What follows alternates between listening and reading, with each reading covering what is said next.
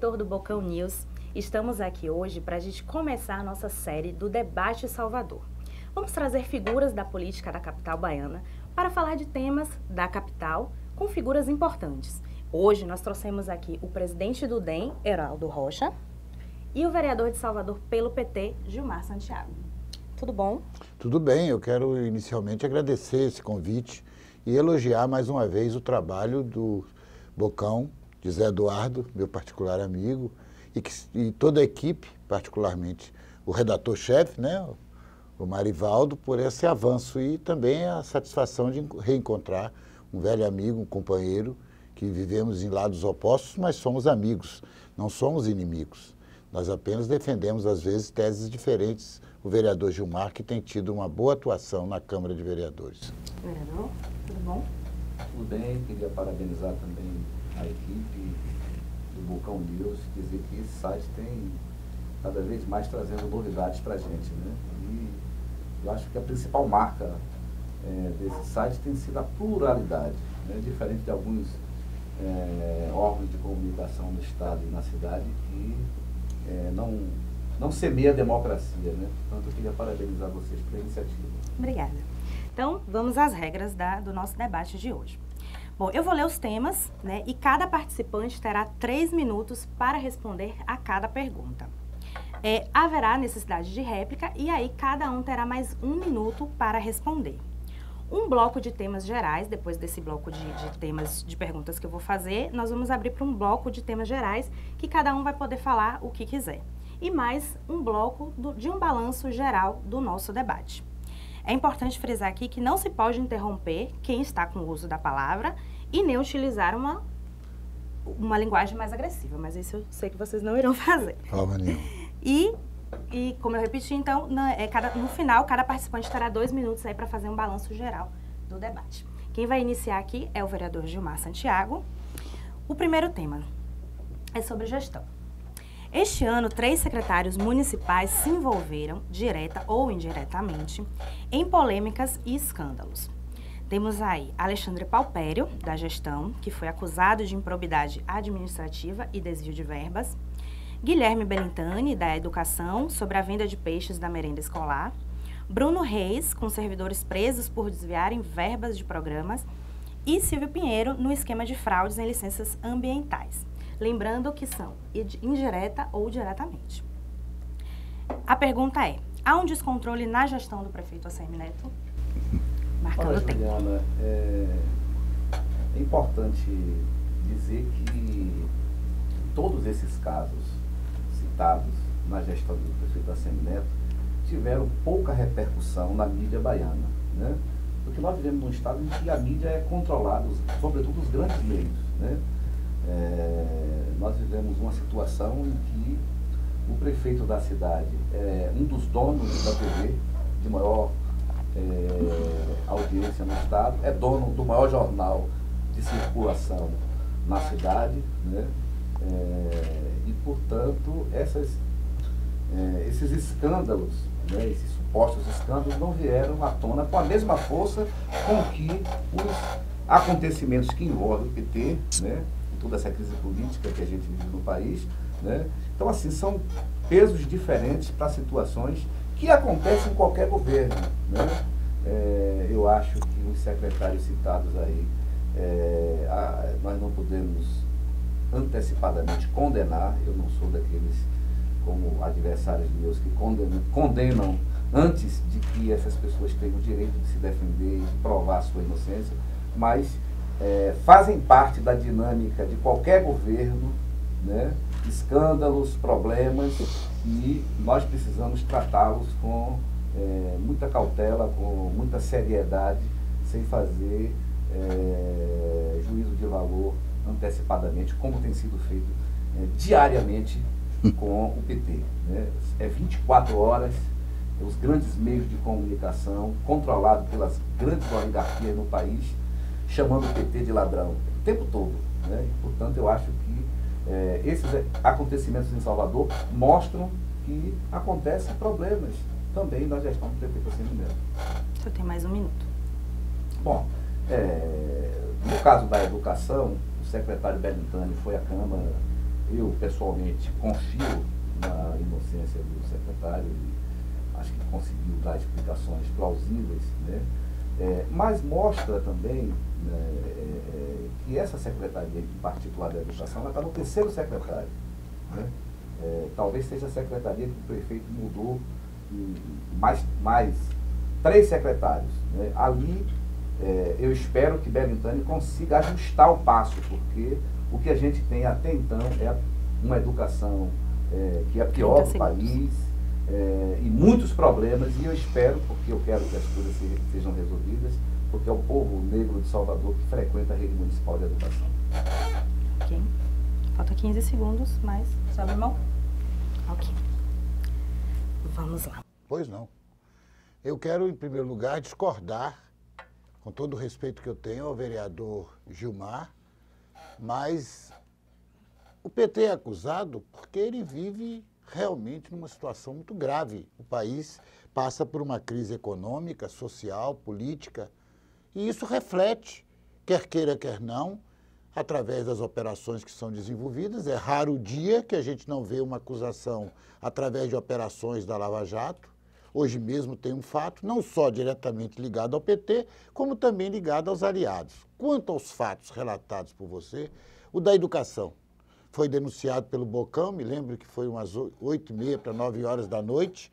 De manhã o secretário já tinha esclarecido o que houve, foi que realmente a empresa que vendeu, eu participei inclusive do debate sobre isso, porque inclusive eu respondi pela prefeitura como presidente do Democrata Municipal, foi que a empresa vendeu peixe para outro estado e isso foi uma denúncia furada, vazia. O Belintani, de uma forma muito competente, ele respondeu.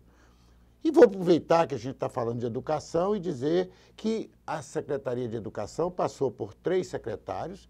O primeiro secretário tomou medidas importantes para o município, depois veio o secretário Jorge Cury e agora o secretário Belintani com projetos como o Combinado, que é um dos projetos que eu considero muito importantes na área social. E eu não quero entrar na discussão do nosso querido vereador de ricos e brancos, de pretos e brancos, de subúrbio contra bairro, eu acho isso discriminação. Agora, quanto aos outros fatos, as medidas foram tomadas na hora certa. Quanto ao fato que você relatou da saúde, foi esclarecido. E outra coisa, pelo que eu conheço do nosso prefeito ACM Neto, ele tem uma orientação que é muito clara. Qualquer irregularidade numa administração, e acho que o vereador foi muito claro quando ele coloca, não se pode fazer denuncismo, não se deve fazer denuncismo. Nós temos que apurar e mostrar a verdade. Quando tiver um erro, eu sou daqueles que vim da escola com todas aquelas pessoas que não gostam, mas eu não tenho receio de dizer. Eu tenho orgulho de ter pertencido e pertenço ao carlismo. E a orientação que eu recebi, e fui secretário 2 vezes, é de quem está errado tem que cumprir o seu erro desde que ele seja julgado. Se ele foi julgado e está irregular, ele tem que cumprir. O fato de Paupério está na Justiça, no Ministério Público, o fato da SUCOM, o secretário Silvio Pinheiro esclareceu todo, então os fatos foram esclarecidos. Ou seja, quem tiver errado, seja do partido A, do partido B, tem que ser punido, desde que a Justiça julgue. Vamos lá para o segundo tema, nós vamos falar sobre mobilidade urbana. O sistema foi mudado na capital baiana, com nova frota e novos valores de passagem. Apesar disso, a população ainda reclama da falta de ônibus. O sistema de integração com o metrô demorou o ano inteiro aí para ser definido. Com a sua palavra, pode falar sobre o tema. Olha, é bom a gente identificar aqui as lacunas da prefeitura no que diz respeito à mobilidade urbana. Nós estamos discutindo um plano diretor de desenvolvimento urbano que o prefeito mandou para a Câmara recentemente e nós não temos plano de saneamento ambiental na cidade, não temos plano de mobilidade, né, que são planos fundamentais para o debate do PDDU. No que diz respeito à questão da mobilidade urbana, se a gente for olhar nesses 3 anos, qual foi a grande ação que o prefeito ACM Neto fez para melhorar a mobilidade urbana em Salvador? Vamos pegar aqui o subúrbio, a Liberdade, as grandes áreas da cidade, porque porque a gente não pode pensar em mobilidade apenas na região do Iguatemi e da Paralela. Nessa região, inclusive, nós temos aí o governo do estado com ações importantes, com obras de mobilidade, como os 2 viadutos, linha azul e amarela e vermelha, que vão ligar a Paralela ao subúrbio. Vamos fazer um processo de integração. A cidade que viveu segregada durante muito tempo vai poder fazer a integração da orla atlântica com a orla da Baía de Todos os Santos, né? A questão do metrô, né? A competência com que o governo do estado conseguiu tirar essa obra do atraso em que ela se encontrava, para poder agora, na terça-feira, dia 22, vamos estar inaugurando a estação de Pirajá. E eu acho que o município precisa fazer a parte dele, né? O prefeito está devendo à população de Salvador, que está andando de metrô com ar-condicionado, que essa mesma qualidade tenha também no transporte público, no ônibus. Os ônibus de Salvador é um inferno. Pegar ônibus em Salvador é um inferno, sobretudo na hora do pico, que não tem mais horário de pico. O horário de pico agora é toda hora. Portanto, eu acho que falta muita obra por parte da Prefeitura de Salvador para que a gente possa melhorar a mobilidade em toda a cidade, e não apenas nessa parte da cidade, que é a via central do Iguatemi Paralela, que o governo está fazendo, e é bom que se diga que nós temos também a via expressa, que foi uma obra também do governo do estado, com apoio do governo federal. Portanto, assim, eu acho que está faltando a parte do município no que diz respeito à mobilidade urbana. O senhor tem mais 40 segundos, quer falar alguma coisa? Sim, dizer também o seguinte, que o deputado federal e ex-secretário Zé Carlos Aleluia prometeu, né, que os ônibus de Salvador todos teriam ar-condicionado, né? E isso eu não estou falando aqui, tá? Aliás, o próprio site Bocão News, eu tenho arquivos, né, nesse próprio site em que o secretário fez essa promessa e não cumpriu. Porque eles fizeram o maior crime contra a cidade de Salvador. A licitação do transporte público, que deveria ter como eixo a menor tarifa e a qualidade, né, foi utilizado o esquema da outorga onerosa, né, o esquema da concessão onerosa, e por isso é que o transporte tem essa qualidade ruim. Ok? Trata-se de um grave problema social, a mobilidade urbana. Em parte, eu concordo com o vereador no que diz respeito à nossa cidade. Isso é um problema mundial, né? Na verdade, vamos começar pelo metrô. Quando a Semineto assumiu a prefeitura municipal, ele imediatamente começou a articular com o governo do estado para que se pudesse encontrar um denominador comum a respeito da situação do metrô, e felizmente foi encontrado. Houve bom senso por parte tanto do governo do estado quanto da prefeitura. E o repasse de 2,5 bilhões pela prefeitura municipal, e todo o metrô do mundo, e no caso específico do Brasil, é mantido e coordenado pelo governo do estado, dos governos estaduais. Quanto à mobilidade urbana, no que diz respeito à suburbana, que é uma coisa que incomoda realmente, não só a suburbana, como aqui o centro, Paralela e também para Cajazeiras, no caso específico da Avenida Afrânio Peixoto, que é a suburbana, inclusive com a crítica de alguns que eu gostaria de, que já foi esclarecido inclusive, está sendo feita a requalificação da avenida suburbana, Avenida Amaral Peixoto, Avenida Afrânio Peixoto, inclusive com uma ciclovia, que é um dos grandes avanços de Salvador no que diz respeito à ciclovia. E eu, como morador de Salvador de muitos anos, e já passei da Assembleia Legislativa até a minha casa, que é aqui próximo do estúdio, aqui no Caminho das Árvores, eu levei 1h40, e quando você pode vir em 10 minutos. Então, eu acho que a mobilidade urbana é uma preocupação muito grave e muito grande. O prefeito tem feito algumas modificações e outras serão feitas. Inclusive, nós temos um problema seríssimo, eu me lembrei agora do BRT, que é sobre trilhos, que foi um projeto feito pela prefeitura e que o governo federal, por uma questão de uma perseguição, porque verba, precisa se entender que verba federal, verba estadual, não é de governo, são dos governos, não é de um partido. é da cidade, é do povo. Então, a BRT e modificações têm sido feitas pela Superintendência da Trans-Salvador. Por último, no que diz respeito ao ônibus, eu quero dizer que os ônibus teve a licitação, estão melhorando. Ontem mesmo o prefeito inaugurou um atendimento aos rodoviários no Peruvais, no fim de linha de Peruvais, que é realmente uma coisa para dar melhor conforto ao rodoviário. Então eu acho que esse é um problema que nós vamos continuar discutindo ele por muitos anos. Tempo esgotado. Vamos para a réplica da mobilidade urbana. O doutor Heraldo Rocha não falou quando é que o prefeito vai colocar ar-condicionado nos ônibus.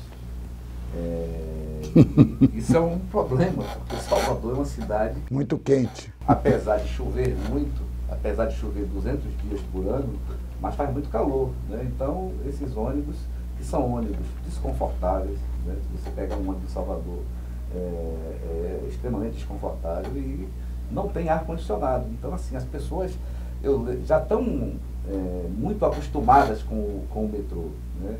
E eu acho que com essa finalização da linha 1, né, quando o povo começar a ter também acesso à linha 2, eu acho que vai ser cada vez maior as cobranças para que o ônibus tenha a mesma qualidade.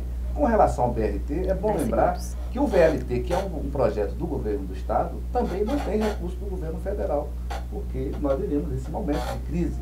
E, por falar que os recursos são dos governos, é bom lembrar a época que o Antônio Carlos Magalhães era governador da Bahia e Lídice da Mata era prefeita de Salvador. Ok. Réplica. Eu posso responder ao vereador que, pelo desejo ao tráfego, o movimento rodoviário de Salvador é das empresas privadas. Nós temos que cobrar, tanto ele quanto eu. Precisamos cobrar que as empresas melhorem os ônibus e já melhoraram bastante. Desde quando assumiu o prefeito, meu presidente do meu partido, José Carlos Aleluia, deputado federal, como hoje está sendo muito bem conduzido pelo secretário Fábio Mota. Não tenho a menor dúvida que a melhoria do transporte é uma necessidade. O que nós precisamos melhorar é a mobilização da cidade. Inclusive, eu sempre ouvi falar, e ontem mesmo eu li, hoje, que aquele transbordo ali do centro, perto da rodoviária, será retirado. Sou também favorável, me lembro como se fosse hoje, já que o nosso vereador citou o senador Antônio Carlos, quando ele trouxe a rodoviária ali para aquele local que nós temos ali. E que hoje precisa tirar a rodoviária daquele local. É uma coisa que vai melhorar muito a mobilidade urbana para a população de Salvador. Vamos então para a réplica da questão da gestão, vereador. Olha, a gestão do prefeito Assênio Neto está surfando numa crise em que a cidade se encontrava com o prefeito João Henrique, né, que deixou a cidade um caos, né, inclusive com a presença dos partidos PMDB e DEM, que fizeram parte da segunda gestão do prefeito João Henrique, que apoiou inclusive a eleição do prefeito Assênio Neto.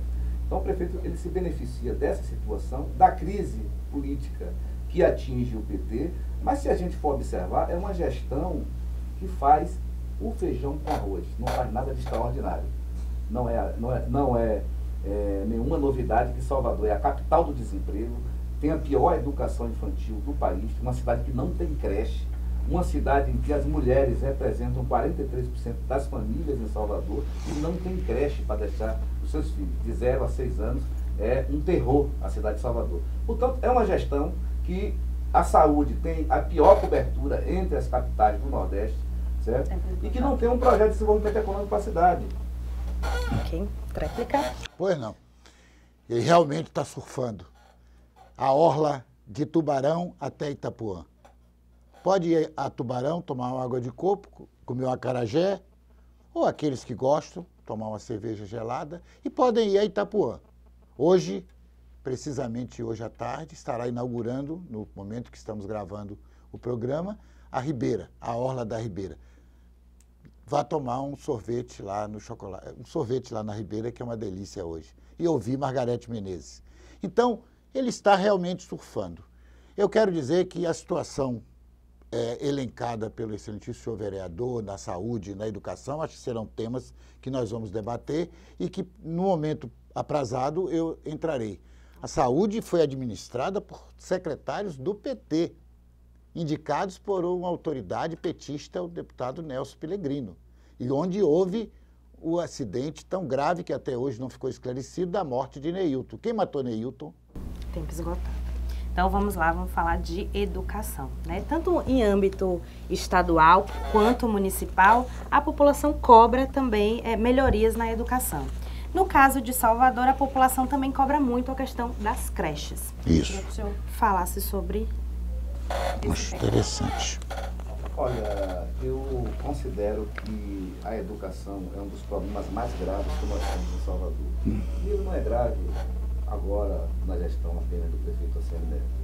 Eu acho que, exatamente por ser um problema que não foi cuidado no passado, né, atinge uma situação dramática nos dias de hoje. Nós temos 145 mil crianças fora da escola, de 0 a 6 anos.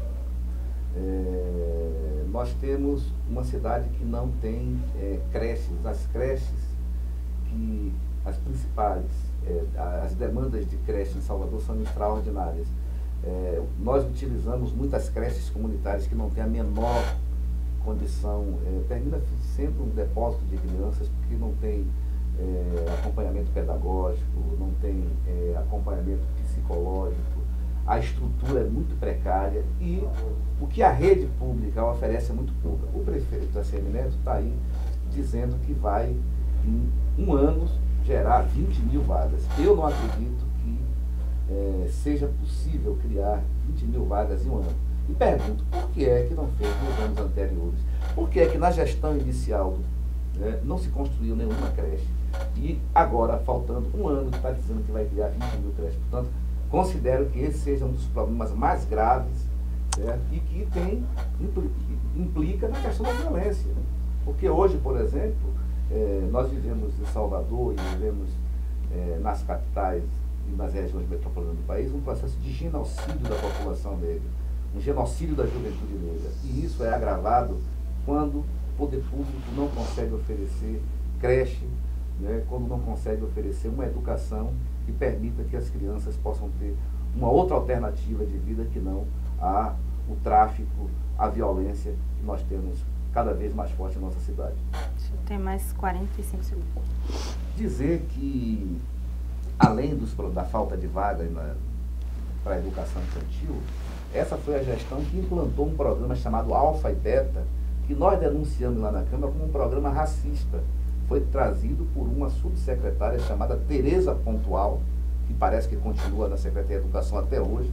Foi um contrato sem licitação, né, e que agora o secretário Belintânia, né, gradativamente está tirando esse programa pedagógico para substituir por um outro, através de uma consultoria do Instituto Chapada, exatamente porque é um programa inadequado, um programa racista numa cidade em que a maioria dos usuários do sistema público de educação são as crianças negras de Salvador. Portanto, tanto a questão pedagógica como a questão da estrutura física não funciona em Salvador. É bom dizer, inclusive, que na educação infantil, o Estado oferece mais vagas no ensino fundamental 2 do que o município de Salvador. Você pode responder. Pois não. Creche, toda a Bahia sabe que eu tive a felicidade, não só como superintendente e servidor da antiga Legião Brasileira de Assistência, de implantar na Bahia, não só em Salvador, como em todo o estado. E, posteriormente, como secretário do Trabalho e Ação Social, onde eu fiquei com a administração de todas as creches de Salvador. E implantamos várias creches e reformulando. O problema das creches é o prefeito tem 41 projetos no governo federal. 41 projetos já analisados, inclusive, pelo Ministério, e que não foram liberados os recursos. O prefeito tem liberado e começou a lançar várias licitações para a implantação de creches em Salvador. Eu não tenho de cabeça quais são os bairros. Talvez o vereador que ele saiba, porque ele está dizendo que a creche é uma necessidade. É imperiosa a necessidade. Tanto que o prefeito lançou um projeto que eu considero fantástico, que é o primeiro passo, que é exatamente, foi lançado pela secretaria do deputado, que hoje assume a Secretaria de Ação Social, que é o deputado Bruno Reis, que é o primeiro passo. Como também, esta semana passada, foi lançado um projeto importante, que foi o projeto Família Legal.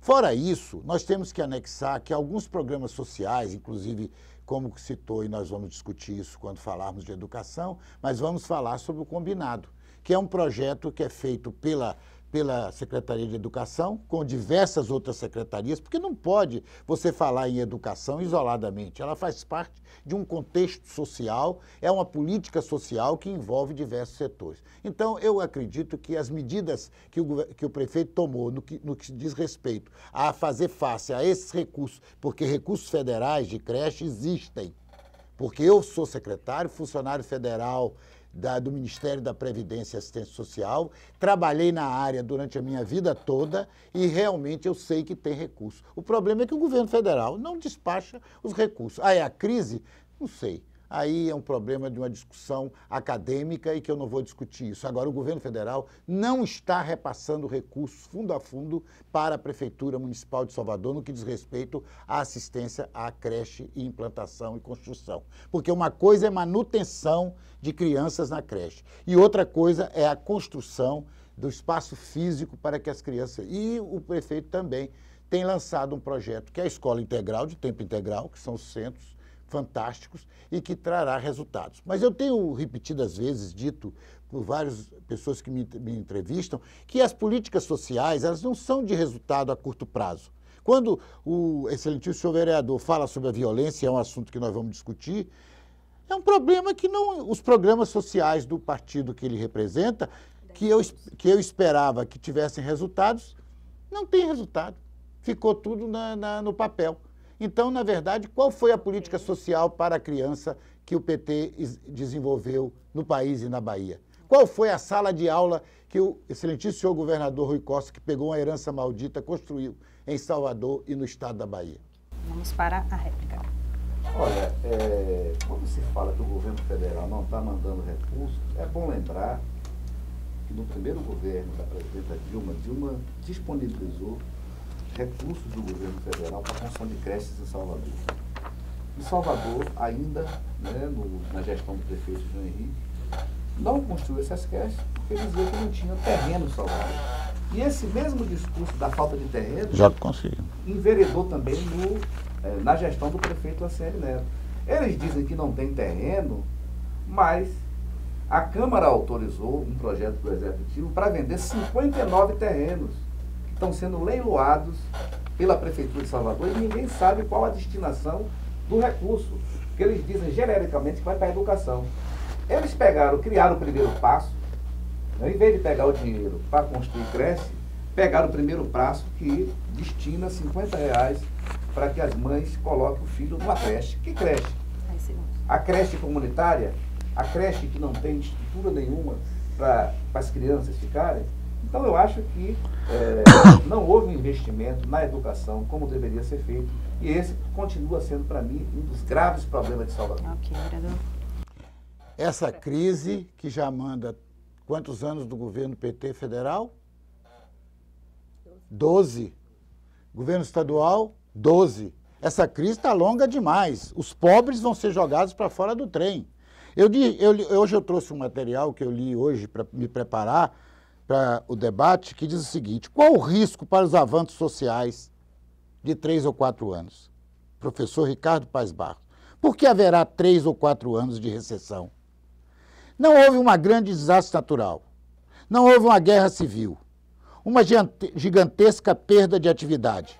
Nova crise foi inventada por nós mesmos. Se o Brasil se organizasse seriamente, se o Brasil tivesse uma administração, uma gestão pública de qualidade, uma gestão pública que tivesse credibilidade com a população, o nosso quadro era outro. Então não adianta eu ficar querendo, como hoje, por exemplo, ontem, o pacote das maldades, e que acho que vai ser tema de discussão aqui também por parte do governador, em que ele acabou com todos os avanços conquistados pelos servidores públicos na sua história de vida.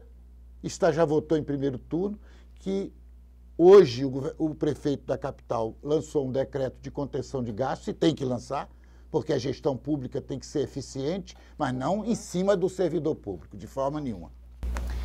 Vamos falar então agora sobre outro tema bastante criticado pela população de Salvador, que é a saúde. Ótimo. Novos postos de saúde foram inaugurados pela prefeitura, mas a saúde pública ainda continua o caos que todo mundo vê aí, né? Filas quilométricas são vistas diariamente, a gente recebe muita foto dessas filas e muitos pedidos mesmo de pessoas que realmente lutam por uma vaga nos leitos. E eu queria que vocês comentassem sobre isso. Olha, a saúde em Salvador, aliás, a saúde no Brasil sempre foi um dos grandes problemas das políticas públicas. E Salvador, né, como sempre, ela, no que diz respeito às políticas públicas, ela sempre fica atrás.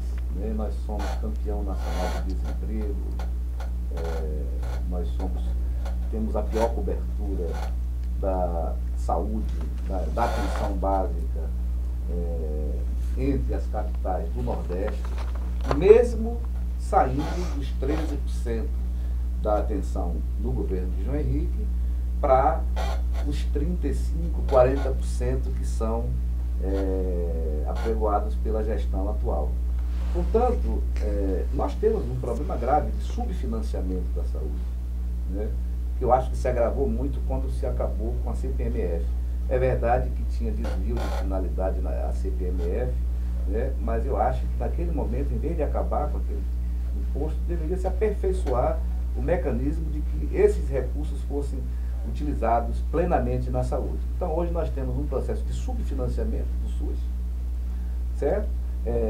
O município tem que arcar com 15%, Isso. Mas quando você vai ver a receita que o município tem, né? No Salvador está entre as cidades que têm a menor arrecadação per capita, então mesmo você cumprindo os 15%, 16%, mas é pouco, né, para tratar dos grandes problemas. Saúde é um problema que é como se fosse um buraco. Cada vez que você bota dinheiro, você vai dar mais recursos. E nós temos esse drama, que não é um drama de um governo, é um drama do Estado brasileiro, né, e que a gente precisa construir mecanismos, sobretudo numa cidade como Salvador, que 82% da população é negra. Nós temos que ter uma saúde muito efetiva para a população negra. Exato. Se nós não tivermos uma saúde que faça recorte, levando em consideração que a maioria da população é negra, a gente não vai ter política para combater a anemia falciforme, hipertensão, que atinge a prevalência a população negra, a glaucoma, a diabetes, a hipertensão e tantos outros problemas que atingem com maior incidência a população negra. Portanto, nós precisamos melhorar muito na saúde. E isso tem que ser feito de forma compartilhada entre Estado e município. Não adianta entrar numa disputa e governo federal fazendo mais, porque eu acho que, na minha opinião, nós temos problemas hoje, tanto no plano estadual como municipal, com relação à saúde na cidade de Salvador. Ok. Mais 15 segundos, complementar? Não, e dizer assim que a saúde passa também por um processo de gestão. Isso. Me preocupa muito quando eu vejo unidades de saúde, distritos, né? Isso não é um problema apenas da prefeitura, mas também do governo do Estado, às vezes que são entregues a grupos políticos apenas num processo de composição. E aí você termina também no problema de má gestão também, né, desses espaços de saúde de Salvador. Ok. Bom, aí é minha área. Se eu não soubesse alguma coisa sobre saúde, era melhor voltar para a Faculdade de Medicina da Universidade Federal da Bahia.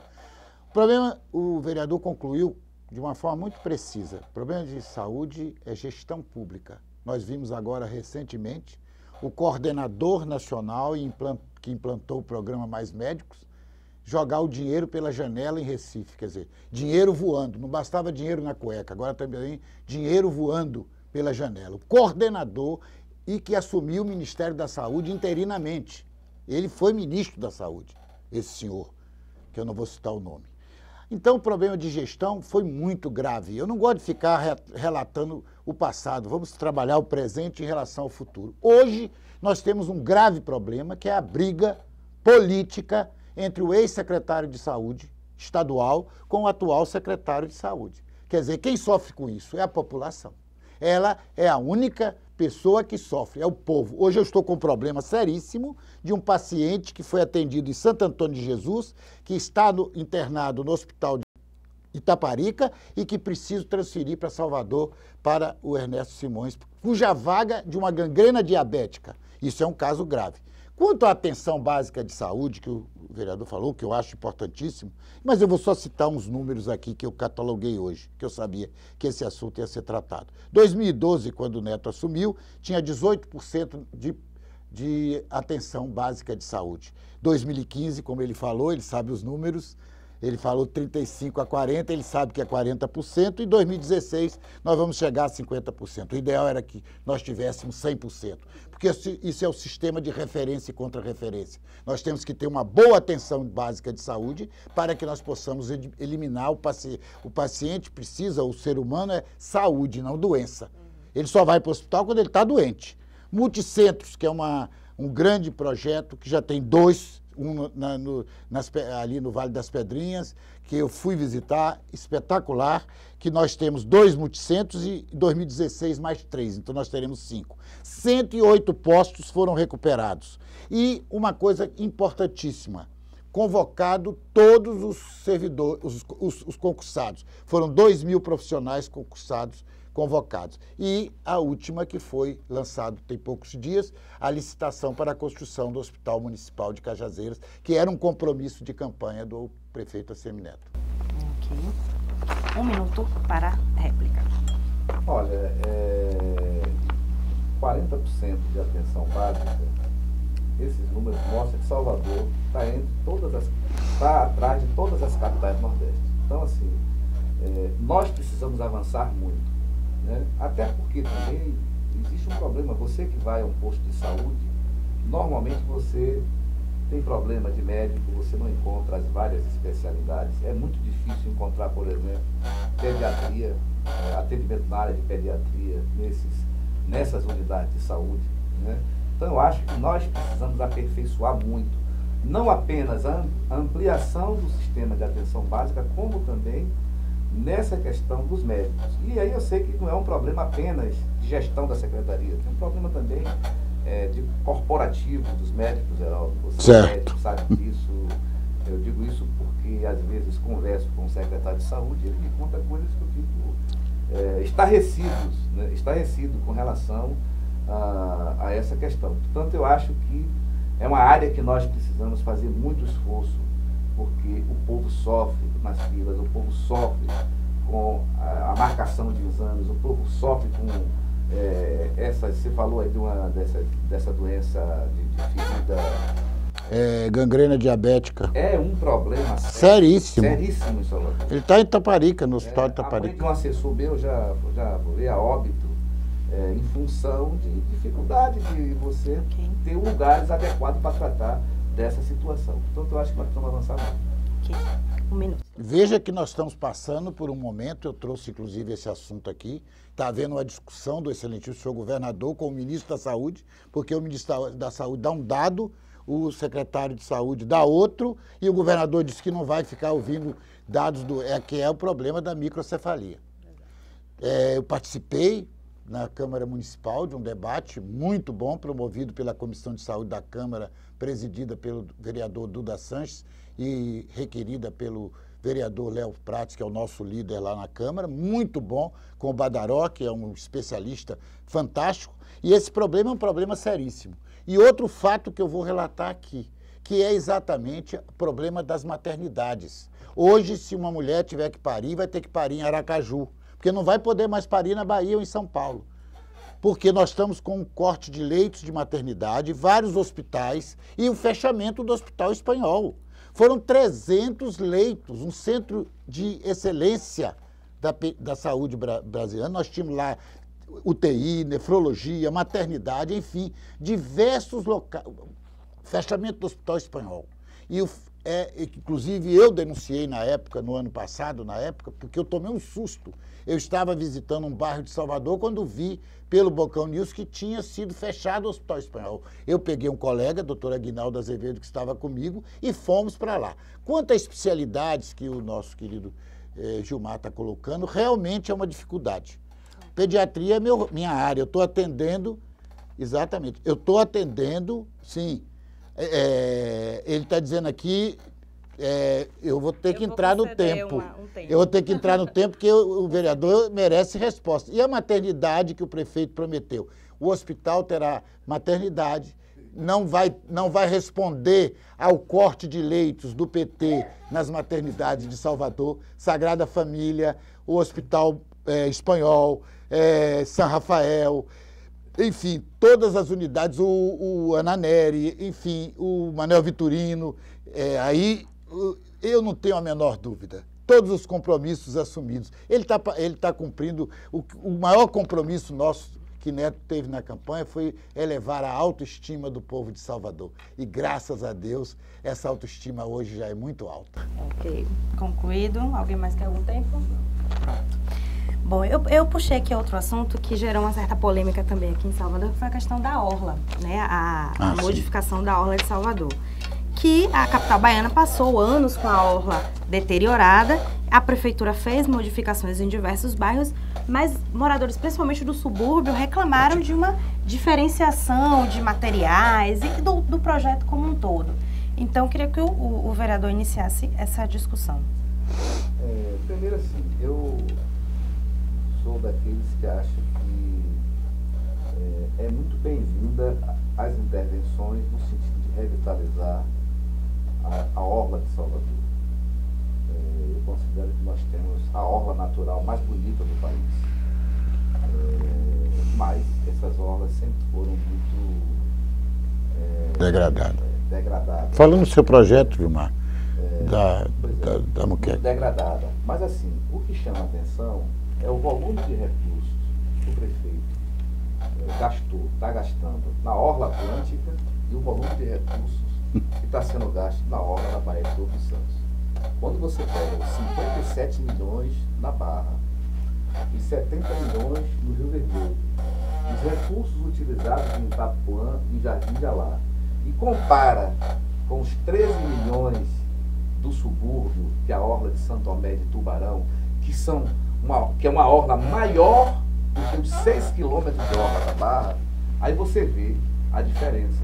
Você vê a diferença quando os 5 milhões que estão sendo gastos na orla da Ribeira com os recursos que estão sendo gastos na outra parte da orla. Então, assim, essa é uma diferença fundamental, né, que vai ter, digamos assim, consequências na qualidade. Eu, por exemplo, fui em Tubarão, em Santo Tomé de Paripe, vi as obras que foram feitas pela prefeitura, e você não consegue visualizar, né, porque como ela é uma orla natural muito bonita, então assim, ficou bonito, mas assim, quando você compara com a Barra, você vê logo a diferença, né? Você vê logo a diferença. Eu acho que a Barra é um cartão postal da cidade, mas eu acho que nós precisamos, e o povo mais pobre do subúrbio, né, da Cidade Baixa, merece uma obra com mais qualidade. Portanto, eu acho que nós ainda temos que avançar muito, porque assim, eu considero que, do ponto de vista da economia da cidade, do Estado, aliás, em Salvador, você tem um polo petroquímico, que é talvez a maior fonte de recursos, de receita, e acho que a salvação da economia da cidade passa pela Baía de Todos os Santos. Passa, na minha opinião, por ter um projeto de desenvolvimento econômico que pegue essa centralidade do subúrbio e transforme numa região pujante de desenvolvimento.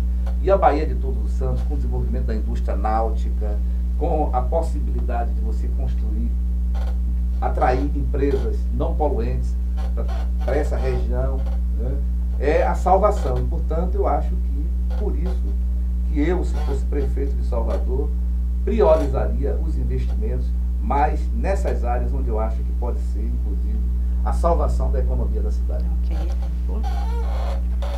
Salvador é uma cidade cujo maior produto é o turismo, que contribui fantasticamente para combate ao desemprego. Como também, com tudo isso, vem uma cadeia econômica, inclusive que diz respeito à violência, etc. Nós temos, como disse muito bem o vereador Gilmar, uma orla Baía de Todos os Santos.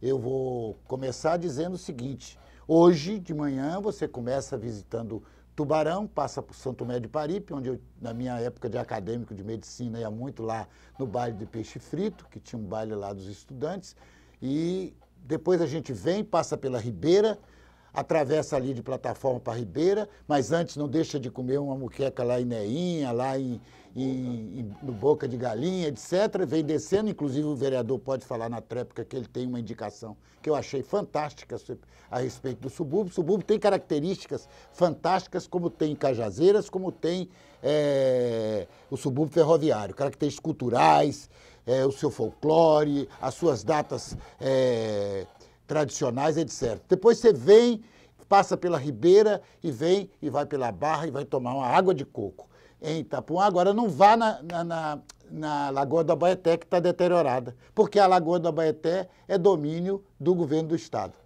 Nem vai ao Parque do Pituaçu, que também está abandonado, com graves problemas sociais do Parque do Pituaçu. Então, tem que haver uma integração entre o município e o estado e o município, principalmente para que a gente possa curtir a nossa cidade. A nossa cidade é uma cidade viva, a nossa cidade é ativa, a nossa cidade ela tem características que não tem lugar nenhum do mundo. Se você for seguir pelo litoral norte, você vai ver. Então, as praias, como disse o vereador Gilmar, a Baía de Todos os Santos, no final de tarde, você chega ali na Praça Castro Alves e olhe a Baía de Todos os Santos. Ou ele hoje falou comigo lá na ponta de Humaitá, lá no Monte Serra.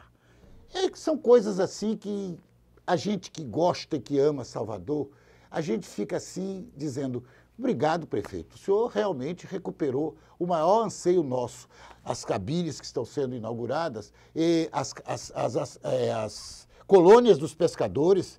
Eu estive em Itapuã, o presidente da colônia é conhecido meu, e eu tenho parentes de minha família que é de lá de Itapuã. Itapuã, com o mercado de Itapuã e com a orla, como tem o mercado de Cajazeiras e agora o mercado também lá do subúrbio, tudo isso num conjunto de ações que realmente dão a Salvador uma característica própria. Tanto assim que as pessoas não gostam quando a gente fala.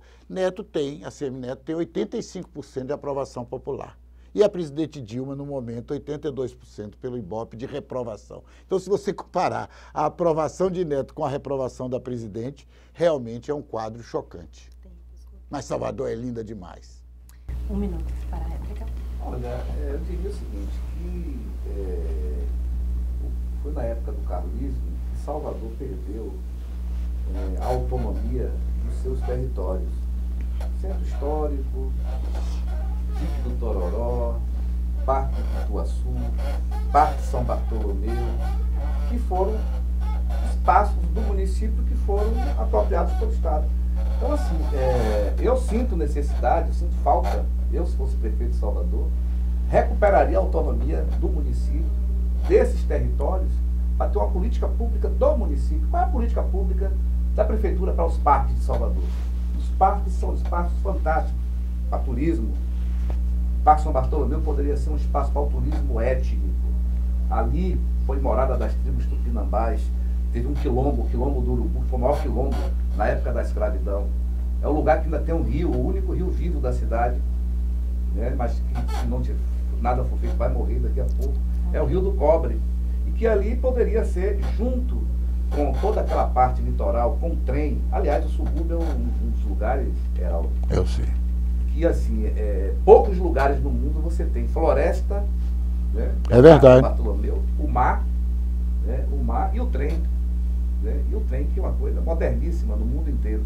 Portanto, eu acho que essa região do subúrbio poderia ser exatamente um lugar que pode ser a redenção para Salvador. Nós precisamos construir novas centralidades com mais desenvolvimento econômico, porque a cidade ficou refém de um único lugar, que é o Iguatemi, a Paralela. 80% do dinheiro que circula na cidade está ali. Então escravizou o resto da cidade, transformou o resto da cidade numa economia de miséria. O subemprego, a informalidade e os recursos todos migrados para apenas uma região econômica da cidade. Portanto, eu acho que o grande problema de Salvador é um projeto arrojado de desenvolvimento econômico para tirar da condição de Salvador, de campeã nacional do desemprego. Ok. Essa descentralização ela está sendo feita pela gestão do prefeito ACM Neto. Essa descentralização, inclusive, investindo fortemente nas qualidades que tem o subúrbio e também Cajazeiras. Os bairros chamados, que eu não chamo isso de periferia. Não é periferia. Salvador é uma só. Nós somos soteropolitanos, nós somos de Salvador. Salvador é uma cidade única e diferente de todos os lugares do mundo. Não existe nenhuma cidade igual a Salvador. O que eu fico triste quando ele fala que o carlismo fez esses guetos, não foi esse termo que ele usou, com pelourinho, eu fico triste, porque o nosso pelourinho, infelizmente, deixaram acabar. O Tororó, o dique do Tororó, passe até hoje, não conseguiram acabar. Graças a Deus, o dique do Tororó não conseguiram acabar. Eu passo muito do dique do Tororó, inclusive agora com a reforma da Fonte Nova. Infelizmente, os avanços com a Copa não surgiram, não saíram, não terminaram. O PAC da Copa ficou no PAC da Copa e foi feito só o estádio e o entorno, que era o grande projeto de requalificação que ia ajudar muito Salvador, não foi feito. E eu quero dizer o seguinte, eu quero fazer um apelo ao governo do Estado. Se ele não quer cuidar do Pelourinho, é como o Gilmar disse, o prefeito então assuma o Pelourinho. Vamos assumir o Pelourinho, vamos assumir a Lagoa do Abaeté, que é um lugar da nossa vida acadêmica, quando nós íamos lá no Abaeté, e de vez em quando ainda passa, mas está totalmente deteriorado. O Parque do Pituaçu, se ele não quer administrar, passe para nós, porque na verdade esses são lugares. Eu estudei na Faculdade de Medicina no Terreiro de Jesus. Eu, quando passo por ali, que vou ao Pelourinho, eu paro na porta da minha faculdade, que eu digo minha porque é a faculdade que eu estudei, graças a Deus os médicos estão conseguindo recuperar, e graças a Antônio Carlos Magalhães. Pergunte aos médicos, aos presidentes das ABM, do CREMEB, etc. A Faculdade de Medicina é aquilo ali, e o Pelourinho é a coisa mais linda do mundo. É uma cidade, o turista fica encantado. E nós vivemos do turismo. Nós temos que ter a ocupação hoteleira, nós temos que ter o turismo. Para isso, nós temos que ter uma segurança capaz, nós temos que melhorar a qualidade. Agora, por último, eu só quero dizer o seguinte, vou fazer um apelo ao vandalismo. Picharam o Mercado Modelo, picharam Itapuã, picharam o Monumento Clériston Andrade. Pelo amor de Deus, não façam isso com a nossa cidade. Gostem de Salvador. Salvador é a cidade mais linda. Tem uma música que Daniela canta, né? Salvador, como é aquela música que canta uma música linda? Minha cidade. Tem uma música de Daniela que é uma coisa linda. Mas eu quero lembrar Vinícius, né? Passaram uma tarde em Itapuã, que é um hino feito por ele e Toquinho. Bom, nosso sexto assunto é sobre segurança pública, né? Que apesar de ser de responsabilidade do governo do Estado, a Prefeitura também tem a Guarda Municipal, que hoje é uma guarda já munida, né, vamos dizer assim. Queria que vocês comentassem, porque a gente também recebe muitas informações, a gente divulga muito informações do que acontece na cidade, né, a violência. Então, eu queria que o senhor começasse. Olha, essa Guarda Municipal de Salvador está ficando famosa, né? Os episódios lá da Gamboa, de outros lugares que mostram que ela está ocupando um papel completamente diferente daquele que deu origem à sua criação lá na Câmara. A gente criou uma guarda municipal para guardar o patrimônio, as praças, o patrimônio público da cidade. E eu acho terrível essa coisa de armar a guarda. Acho que quanto mais pacifista for a guarda, a polícia, eu acho melhor para o cidadão, certo? Então, assim, a gente tem uma guarda que praticamente, às vezes eu fico me perguntando, qual é a função dessa guarda? Ela ajuda em que exatamente a cidade?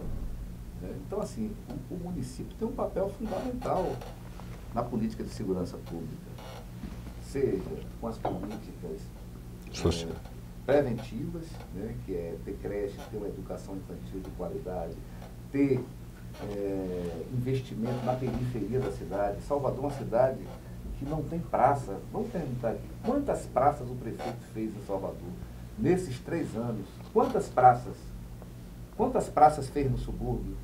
Quantas praças fez em Cajazeiras? Quantas praças fez na periferia da cidade?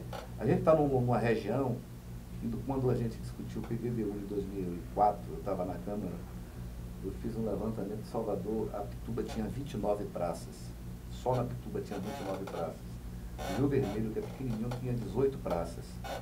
Se você for olhar hoje, quantas praças tem na Liberdade? Quantas praças a gente conhece na Liberdade? Quantas praças no subúrbio? Então nós precisamos desses espaços de convivência na periferia. Quando a gente fala em mobilidade, só se fala em mobilidade nas áreas centrais da cidade. Mas o povo em Salvador, ele vive, quando você vai em Brotas, o povo vive nas rebaixadas. Quando você vai em outras regiões da cidade, na periferia, o povo vive no morro. Você tem uma via central, mas o povo ou está no morro ou está nas rebaixadas. E é nesses espaços que a gente precisa construir, né, construir a política pública para que a política de segurança pública possa ser eficaz. Não vai adiantar contratar mais policial, mais armamento, né, pagar bem o policial, tudo isso são questões primárias, fundamentais, mas nós não vamos avançar, né, se a gente não conseguir construir desenvolvimento social para a cidade. E para isso a gente precisa resolver o problema do emprego, gente. Esse que é o problema central. Nós estamos com um PDDU na Câmara, que o prefeito apresentou, que não aponta nada. Ele sequer dá resposta a essa cidade que nós temos. Né? Okay, sequer dá resposta para isso, que dirá para a cidade que nós queremos. Segurança pública, a nossa cidade, para você ter uma ideia, é um genocídio, como falou o nosso vereador. Todos os dias, e é genocídio de jovens brancos, não pretos, analfabetos e pobres. Mas não é só na periferia, e não é só em Salvador, é no estado todo. A imprensa falada, escrita, televisada, noticia isso diariamente. Dados que, inclusive, foram refutados pelo senhor governador. É um dado do mapa da violência de 2015, que eu vou ler, porque é um dado que eu preciso ler. Em 10 anos, a Bahia subiu do 15º lugar para o quarto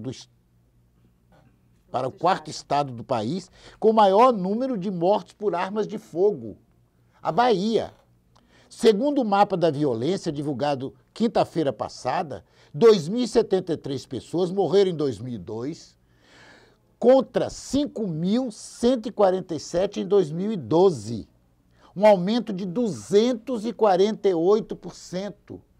Os homicídios com armas de fogo. Salvador é uma cidade que precisa ser realmente acabar com a violência. Nós hoje estamos enclausurados, porque a segurança pública o Estado é responsável pela segurança pública. A nossa polícia militar e a nossa polícia civil, que são excelentes e gloriosas corporações, precisam ser apoiadas com melhoria, com qualificação, etc, etc. Agora, por outro lado, qual é o papel do município?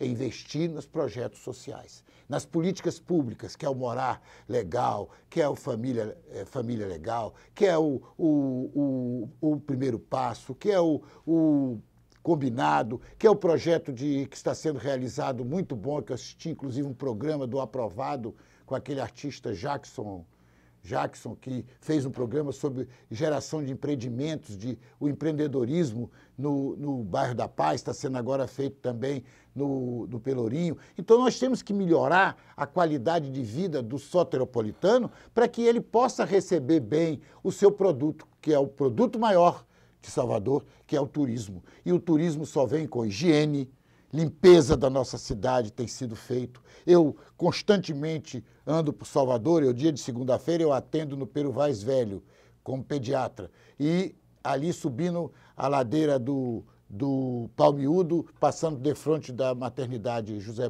Maria de Magalhães Neto, e ali a gente tem que reclamar. Eu quero fazer um apelo à sociedade civil organizada de Salvador, ao Lions, o Rotary, a maçonaria, CDL, as igrejas de todos os credos, ao nosso pessoal para que nos seja parceiro na definição de melhorar a qualidade de vida de Salvador. Consequentemente, nós estamos recebendo e receber melhor o nosso turista, que é ele que vai gerar emprego, que vai gerar renda para o desenvolvimento econômico da nossa cidade e do nosso estado.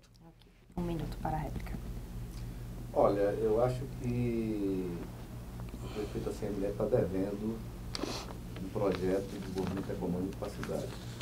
Nós estamos no penúltimo ano, aliás, o ano está se encerrando, já vamos entrar para o último ano da gestão do prefeito Assemi Neto, e eu queria que as pessoas pudessem responder a seguinte pergunta: qual foi as ações que o prefeito Assemi Neto fez que gerou emprego nessa cidade? Eu posso Qual foi assim, o grande investimento, a grande empresa que o prefeito trouxe para gerar trabalho e renda em Salvador? Então, assim, a gente precisa criar esses mecanismos, porque esse que é o grande problema de Salvador. Nós não vamos combater violência numa cidade que não tem emprego, numa cidade que não tem creche para as crianças. Nós precisamos desonerar as famílias de mulheres negras, mães solteiras, que representam 43% das famílias em Salvador. Ou seja, sem atacar esse problema, não vai ter segurança pública, né, que resolva. E essa polícia que está aí, é uma polícia que vem desde a época da escravidão, Marivaldo. Certo? É uma política que vem de muito tempo. Quer dizer, tanto assim, nós estamos muito longe de resolver esse problema. Ok. Um minuto. Salvador, segundo o nosso vereador, ele foi até que nos ajudou na nossa resposta, porque Salvador, quando melhorou a orla de Salvador, é desenvolvimento econômico. Você gera emprego, gera renda. Inclusive, você você melhora a qualidade de vida até do mercado informal, que é o grande problema da nossa cidade. Nossa cidade tem um grande número de trabalhadores no mercado informal, aquele que não tem carteira assinada, e para isso você tem que melhorar a qualidade. Na hora que que o prefeito vai realizar o Natal, a iluminação, que eles condenam, o Réveillon, que nós vamos ter aqui, que hoje já é um turismo, o nosso carnaval, que é também um gerador de emprego e renda, e que hoje não vai mais com recursos estaduais, a não ser o apoio e o suporte logístico do carnaval, mas o carnaval é um grande gerador de emprego e renda, e nós já estamos perdendo o nosso destino, que Salvador, ela sempre foi de festas populares. As nossas festas populares começaram a acabar. Eu me lembro como se fosse hoje, e precisamos retornar essas festas populares. O 2 de julho, a festa de Santa Bárbara, de Santa Luzia, as festas dos nossos terreiros, as nossas festas religiosas de todas as igrejas, mas particularmente, como diz, nós somos uma cidade afrodescendente e nós precisamos estimular a cultura afrodescendente na nossa cidade. Está sendo estimulada. Temos à frente do nosso trabalho cultural um grande artista baiano, que é o Fernando Guerreiro, que está fazendo um grande trabalho. Vamos lá para um assunto nacional, que é claro que acaba atingindo, né, estados e municípios, né? Então, o assunto nacional, vou dizer os 3 assuntos e vocês fazem o comentário de vocês, que é impeachment, governo Dilma e caso Eduardo Cunha. Vereador. Só voltando ao debate anterior, dizer que o mercado informal não é um problema. O trabalhador informal não é um problema, talvez seja a solução da cidade. Sim. O problema é que nós precisamos ter uma política para isso. Exato. Né? E esses trabalhadores estão sendo perseguidos na Barra, no Rio Vermelho, e, portanto, é por isso que a gestão vê eles como um problema. Né? Mas a economia da cidade precisa aproveitar esse potencial empreendedor para que a gente possa melhorar a situação do desenvolvimento da cidade. Impeachment. O impeachment é um mecanismo que foi utilizado em poucos momentos da história do Brasil. Ele é previsto na Constituição, mas ele tem que ser utilizado em situações específicas que justifique E o que a gente está vivendo, inclusive, nesses últimos dias, né, é uma clareza cada vez maior de que não existe fato que possa efetivamente relacionar a presidenta Dilma com os escândalos que a oposição quer utilizar para fazer o seu impedimento. Eu acho que a posição do Supremo aí avança nessa direção, né? A mobilização da sociedade de que não vai ter golpe, né? Não vai ter golpe. O Brasil não pode voltar àquele período em que a gente não tinha uma democracia plena. Nós estamos vendo talvez o maior período de democracia, né? Porque de cada 10 dias da nossa história, 7 foram vividos sob a égide da escravidão. Depois tivemos a ditadura de 30, a ditadura de 64, que durou mais de 20 anos. Portanto, não dá para a gente querer brincar, né, e desestabilizar o processo democrático. A democracia prevê que quem ganha governa, quem perde faz oposição, né? Faz oposição, como eu faço aqui em Salvador, na gestão do prefeito Assemi Neto. Então, assim, a presidenta Dilma é uma pessoa que eu acho que está enfrentando com muita serenidade essa crise, uma mulher que viveu a sua luta, a sua vida defendendo a democracia, foi presa, torturada, né? Não encontraram dinheiro, conta de Dilma na Suíça, não encontraram nada que desabone a sua conduta moral, e a gente tem uma oposição, quando a gente vai ver aqueles que querem destituir a presidenta Dilma, envolvida em corrupção. 2/3 do Congresso Nacional respondendo a processo criminal. Qual é a moral, por exemplo, que tem alguns políticos baianos que construíram riqueza em cima da corrupção, que construíram riqueza da corrupção? Está aí a questão do metrô. Aí esses paladinos hoje da moralidade querendo, né, alguns que, como disse a presidenta Dilma, não resistem a uma pesquisa no Google. Portanto, eu acredito que a oposição tem que esperar a sua vez, né? Eu defendo a alternância do poder, mas chega a vez da oposição.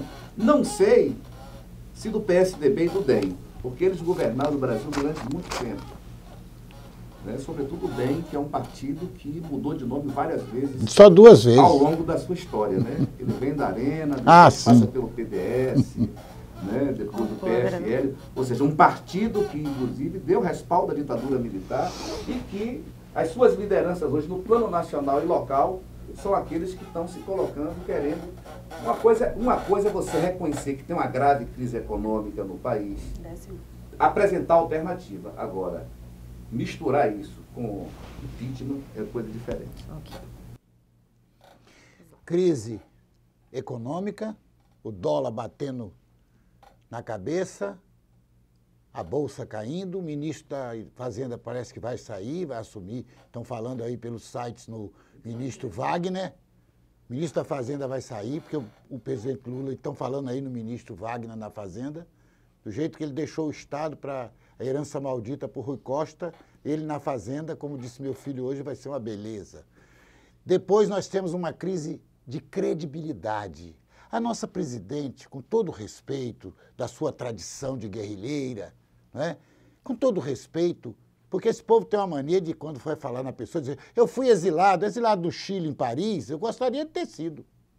Exilado no Chile, em Paris, na Avenida Champs-Élysées, tomar um café ali perto do Arco do Triunfo, beleza. Licionar naquela faculdade, na Sorbonne, até eu queria ser exilado. Mas eu preciso dizer que nós não temos credibilidade. Quando a presidente, coitada, eu fico com pena, naquele palácio, quando ela fica ali, ela deve ficar em estado... Ela não é Rivotril nem Gardenal, ela não dorme. A crise é constante, é um dia após o outro. Ela passa um momento difícil, muito difícil. Uma hora o líder do PMDB é de um lado, outra hora é do outro, já mudou, o Eduardo Cunha fazendo uma opção de bobagem e judicializando o nosso papel. Eu aí me coloco como parlamentar que sou, sempre fui. 5 mandatos de deputado, nosso vereador tem 3 mandatos. Temos que respeitar o mandato parlamentar. Vox Populi, Vox Dei. A voz do povo é a voz de Deus. Quem colocou o deputado na Câmara foi o povo. Quem colocou o Gilmar na Câmara de Vereadores e quem derrotou Heraldo Rocha para deputado foi o povo. E a gente tem que aceitar. Agora vivemos uma crise social. A violência, o desemprego, tudo o que nós discutimos aqui tem consequências desta crise nacional. Ah, mas o impeachment é golpe. Golpe, então golpe foi contra Fernando Henrique, solicitado, foi contra Collor, também foi golpe, está na Constituição. A nossa Constituição, ela diz aqui, o pedido de impeachment tem sustentação legal e constitucional. A Constituição nossa preza, e ontem quem assistiu, os senhores, eu assisti todo o debate do Supremo Tribunal Federal, que eles tomaram uma posição que eu acho que a gente tem que respeitar. Eu posso até ser contra, mas eu tenho que respeitar. O que a justiça determina, nós temos que respeitar. Nós não temos que fazer para ficar reunindo dentro do Palácio do Planalto as entidades, como teve recentemente um presidente de uma entidade, não me lembro se foi da CUT ou do MST, que ele disse que tem que pegar em armas. Pegar em armas? Quem assistiu o programa do PCdoB, até uma grande sambista, que é a Leni, ela fez o programa do PCdoB, Leni, né? Leci Brandão, dá a impressão que eles vão pegar em armas. Dentro do Palácio do Planalto, um dirigente, quer dizer, jogando uma pessoa contra o outro, o nosso ex-presidente está calado. Não sei o que é que está havendo, está calado. Jogou o senador Delcídio às feras, porque inicialmente defenderam o Vacari. Quantos tesoureiros do Partido dos Trabalhadores foram presos? Delúbio, tem um que eu não me lembro o nome, o Vacari, defenderam o Vacari até o fim e o Delcídio não. O Rui Cunha, que é o presidente do PT, jogou ele às feras. Rui Falcão, o seu presidente, ele dá tiro no pé toda hora. A Dilma defende uma coisa, ele defende outra. É um jogo, é um samba difícil para a gente entender esse samba. Então eu quero dizer o seguinte, vivemos uma grave crise econômica, social e moral. E não temos como. Se você me perguntar, e o day after, e o dia de amanhã, eu não sei. Realmente eu não sei. Ok, 1 minuto para a réplica. Heraldo, Oi. com todo respeito, mas primeiro, Dilma não foi para Sorbonne, não foi... Não, estou dizendo porque tem muita gente. Dilma foi para os porões da ditadura, foi torturada. Né? Eu não sei se nós teríamos a mesma coragem que ela, né, de passar por que ela passou, para lutar por democracia no nosso país. Então eu respeito muito a história dela em função disso. Uma outra questão, Eduardo Cunha chegou à Câmara Federal, e aí está aí as evidências todas, porque assim, nós temos um sistema político no país que o poder econômico determina por que é que eu saí candidato estadual e perdi, por que é que você foi para a reeleição e perdeu. Né? Ou seja, todo mundo viu, está disponível. Você foi candidato estadual? Fui. Tive 25 mil votos, perdi a eleição. Bom nome. Os custos de campanha de Eduardo Cunha, dinheiro da Suíça, ou seja, e Eduardo Cunha foi apoiado pelo DEM e pelo setores do PMDB, ali é o PMDB e o PSDB. O prefeito ACM Neto, segundo o noticiário da imprensa, esteve na semana passada com Eduardo Cunha prometendo apoio do DEM. Portanto, Cunha é um problema hoje de vocês, do DEM e do PSDB. E vocês precisam saber o que é que vocês vão fazer, porque o povo quer fora Cunha. Ok. Respeito a história da presidente Dilma, ela foi eleita, mas ela não tem condições de governar. Não tem. Está mais do que provado. Mais do que provado. O prefeito ACM Neto não foi ele que segurou Cunha lá, não. Aquilo foi um dado do Lauro Jardim, que inclusive ele desmentiu. Foi desmentido. Mas eu quero dizer o seguinte, sabe quem segurou Eduardo Cunha na Câmara? Foi o PT. Sabe o que aconteceu? Três deputados federais do PT, quando o Rui Cunha, a história se repete, quando o Rui Cunha deu aquela pancada, Rui Falcão deu aquela pancada, eles disseram assim, peraí, nós vamos ter que dizer aqui que o nosso voto é contra. Mas eles estavam no Conselho de Ética, Gilmar, eles estavam no Conselho de Ética para permanecer Cunha, porque ficou aquela situação difícil, e eu venho acompanhando muito de perto essa situação, o PT foi que estava segurando Cunha, porque o medo era que Cunha saindo, a Dilma poderia, aí que o impeachment ia sair. Agora, o quadro do Cunha é tão grave, né, as denúncias são tão graves, que não tem mais condição dele continuar. Porque se nós tivéssemos um Luiz Eduardo Magalhães, um José Carlos Aleluia, um deputado do PT que tiver uma história forte, um deputado com credibilidade, um Jarbas Vasconcelos, um Ulisses Guimarães no Congresso Nacional, a presidente Dilma já tinha tido impeachment há muito tempo. Então, a gente vai falar sobre as eleições de 2016, o nosso último assunto aqui do debate. Ainda não há um nome do PT, né, definido para enfrentar o prefeito ACM Neto. E eu queria saber se isso atrapalha o processo para ambas as partes. 3 minutos. Olha, eu sou da teoria de que na política você tem que trocar o pneu do carro com o carro em movimento. Assim, esperar o melhor momento para apresentar alternativa, eu acho que não é esse o melhor caminho. Acho que o PT está demorando, já deveria ter definido se vai ter candidato, quem é o candidato, definir as regras do jogo. O que a gente está vendo até então é o quê? Só tem um time jogando até agora. O prefeito ACM Neto, usando a máquina da prefeitura.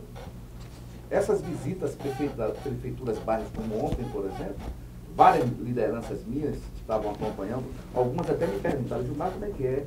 Eu me identifico que tem uma ligação com o seu mandato, eu digo, pode dizer. Porque as pessoas ficam com medo. Quando ligadas a vereadores da oposição, o atendimento das demandas públicas da comunidade não são atendidas. É um horror. E ontem o prefeito parou o dia todo fazendo política. Com vans que são disponibilizadas para as lideranças, que enchem essas vans, aí os carros oficiais de educação, saúde, e o prefeito vai inaugurando obras pontuais, que são importantes, mas são obras pontuais. Quando a gente pega a quantidade de recursos das obras do governo do Estado e compara com a da prefeitura, meu amigo, vamos para o subúrbio. O governo Wagner gastou 100 milhões de reais para recuperar o Parque São Bartolomeu. Qual é a obra do prefeito ACM Neto que custou 100 milhões no subúrbio? A Orla custou em torno de, segundo eles, 13 milhões. Né? Então, assim, é um disparate. Aliás, só a Barra e o Rio Vermelho, né, que as duas juntas dá mais de 120 milhões, são obras, né, com valores maiores. Né? Mas assim, quando a gente vai para as obras de mobilidade, a obra do metrô, os viadutos, a via expressa, portanto, o prefeito está jogando sozinho. As prefeituras viraram comitês eleitorais do prefeito ACM Neto. E o PT não decidiu ainda quem vai ser o candidato, se vai ter candidato, porque tem que ver primeiro a questão da crise política. Então eu acho que nós estamos errando, certo?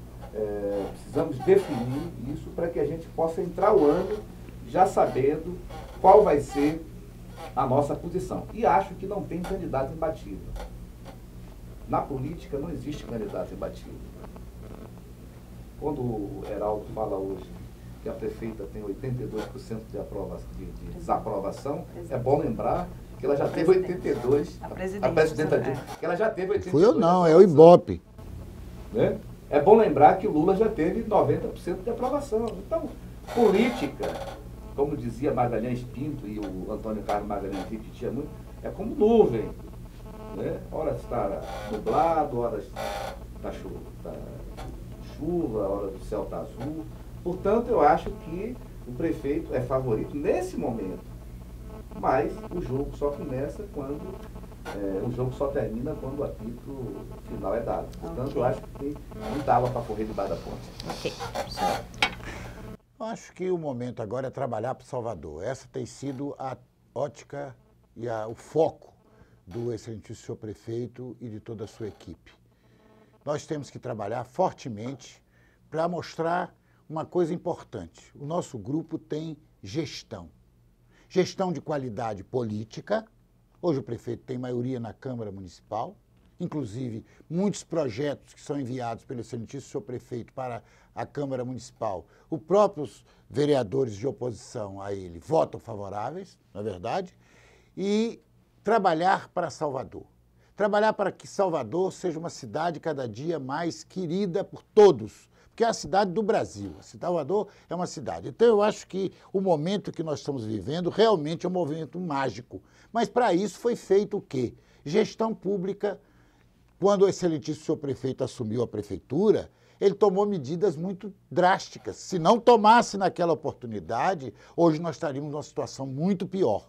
Hoje, o excelentíssimo senhor prefeito baixou um decreto de contenção de gastos, e eu acho que ele está certo, cortar na carne o que o governo do Estado está fazendo em cima do trabalhador. E uma das coisas que o prefeito disse, está inclusive no site Bocão News, é que saúde e educação não vão ser sacrificadas.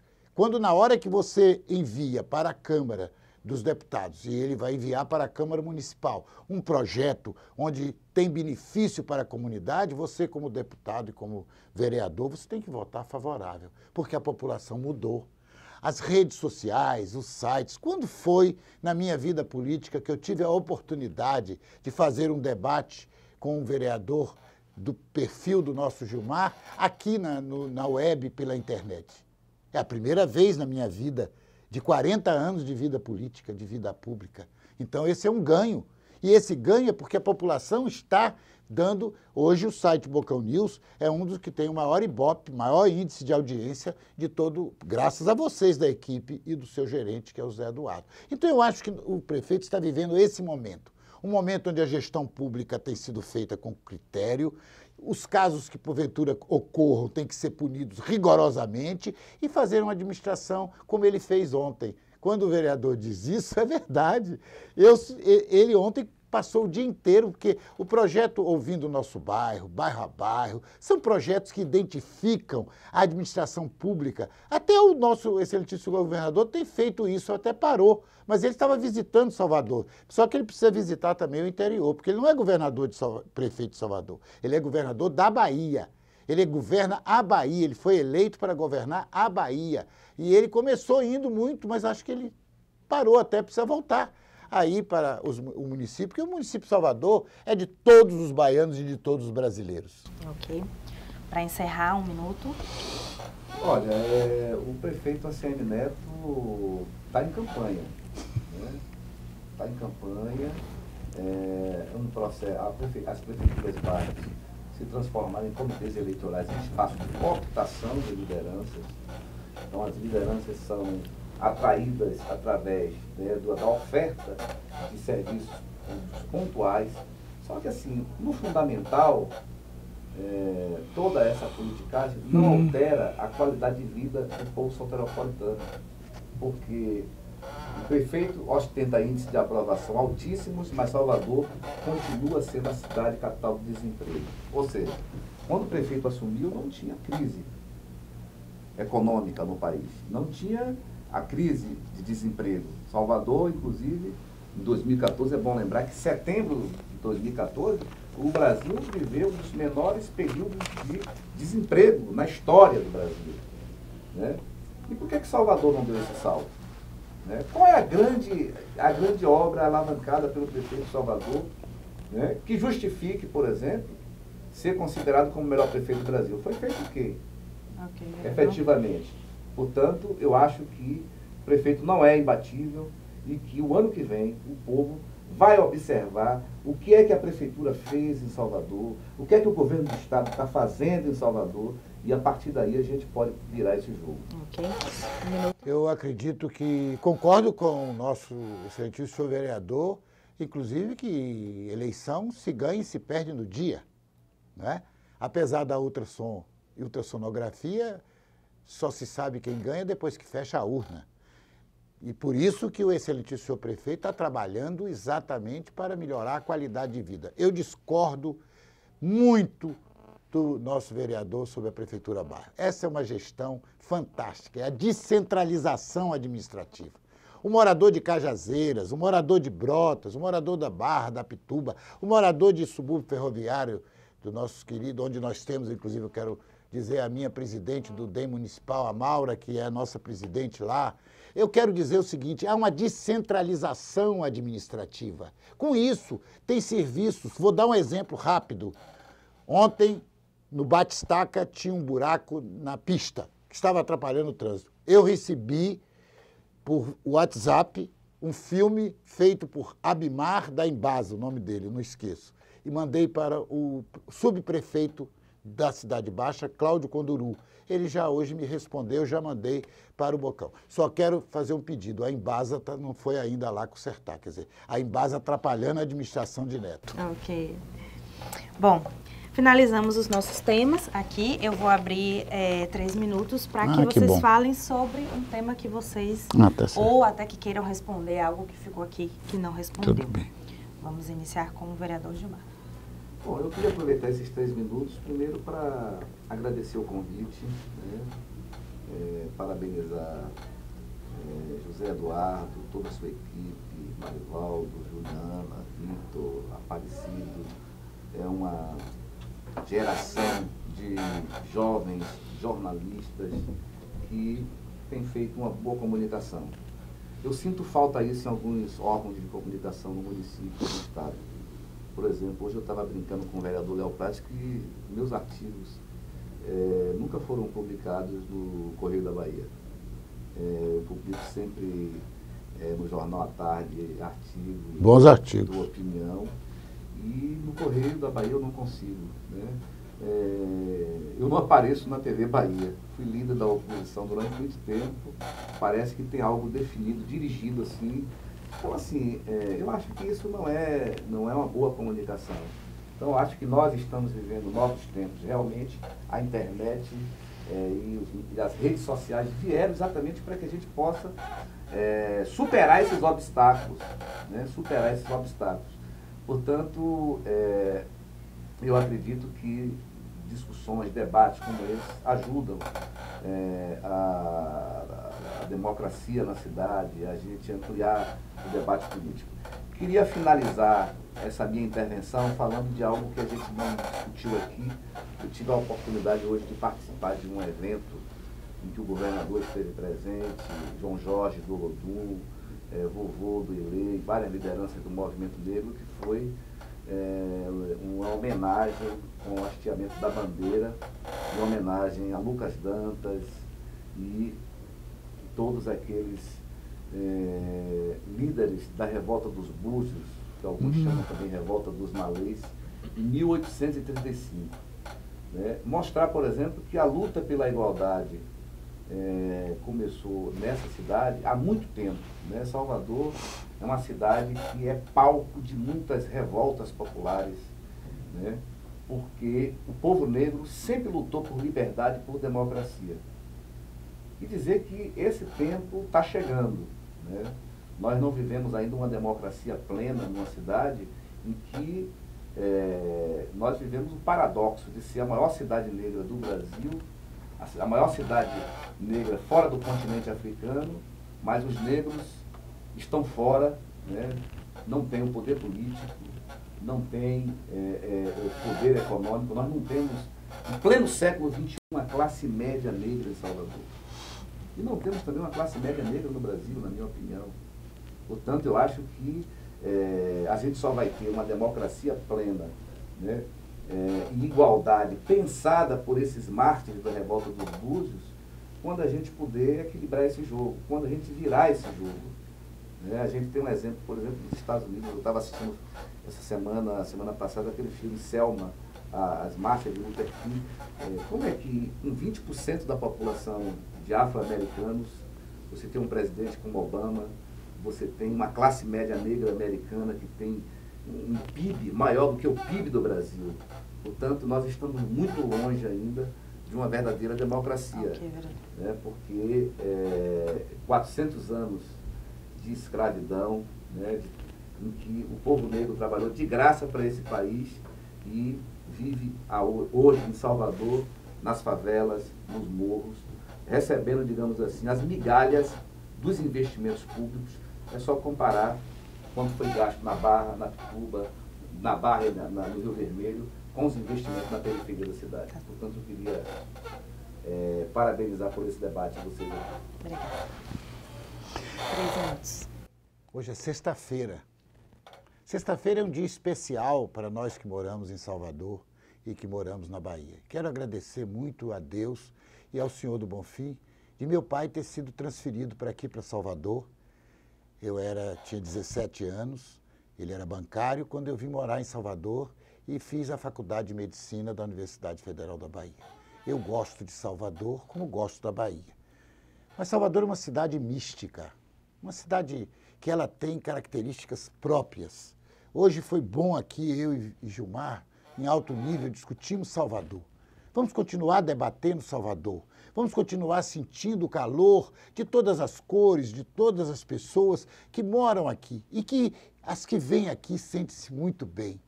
Meus parentes que são de outros estados e até que moram fora do Brasil, quando chegam aqui, dizem... Um sobrinho meu chegou de Paris essa semana, que ele mora lá, e ele disse, meu tio, Salvador está diferente. Eu disse, é mesmo, Marcos, Salvador está diferente. Ele está.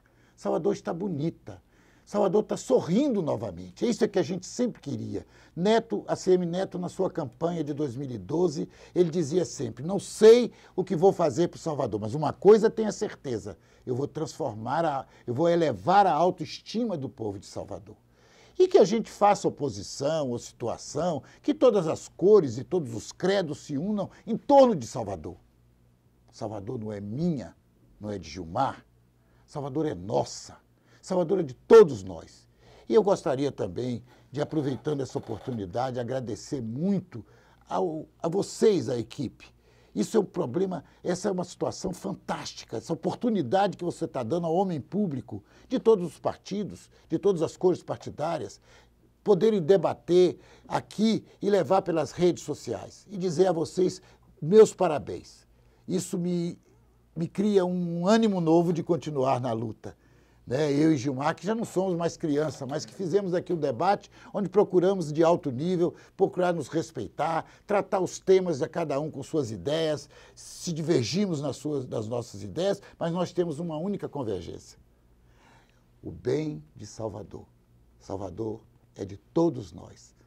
Vá tomar um sorvete hoje na Ribeira, que hoje é o dia que vai inaugurar a nossa Orla da Ribeira, onde eu já tive a oportunidade de ali na Penha, namorar uma pessoa que tinha um nome, eu vou dar um nome e outro, uma Maria, uma das Marias da vida de Salvador.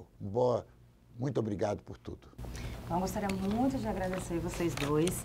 Realmente foi um debate muito enriquecedor, com certeza para o nosso leitor.